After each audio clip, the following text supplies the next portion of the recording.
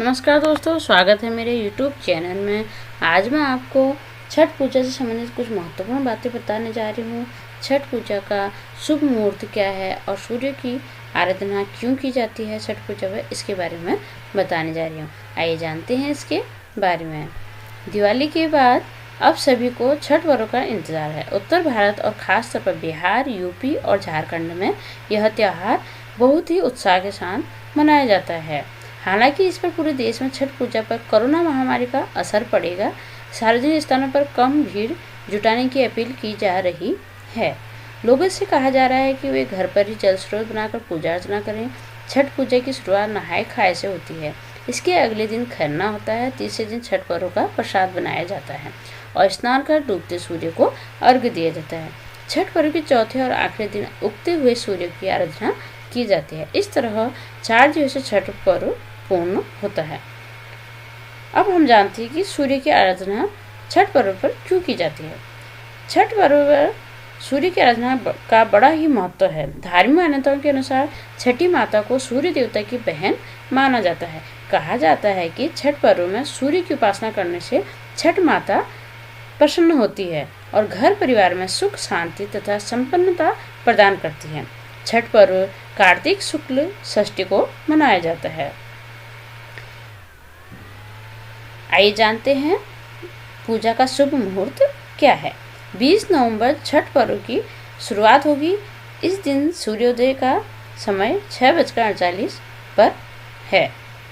वैसे षष्ठी तिथि एक दिन पहले यानी 19 नवंबर को रात 9:58 से शुरू हो जाएगी। 20 नवंबर को रात 9:29 बजे तक रहेगी। इसके अगले दिन सूर्य को सुबह अर्घ्य देने का समय 6:48 है। छठ पूजा में किस दिन क्या होता है उसके बारे में जानते हैं। पहला दिन व्रत रखने वाली महिलाएं स्नान करने के बाद नए वस्त्र धारण करती हैं और शाम को शाकाहारी भोजन करते हैं।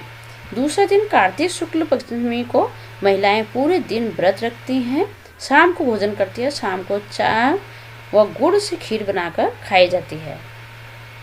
तीसरे दिन षष्ठी के दिन, इस दिन छठ पर्व का प्रसाद बनाया जाता है। अधिकांश स्थानों पर चावलों के लड्डू बनाए जाते हैं।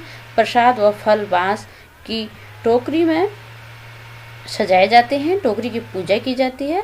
व्रत रखने वाली महिलाएं सूर्य को अर्घ्य देने और पूजा के लिए तालाब, नदी या घाट पर जाती हैं। स्नान कर डूबते सूर्य की पूजा की जाती है।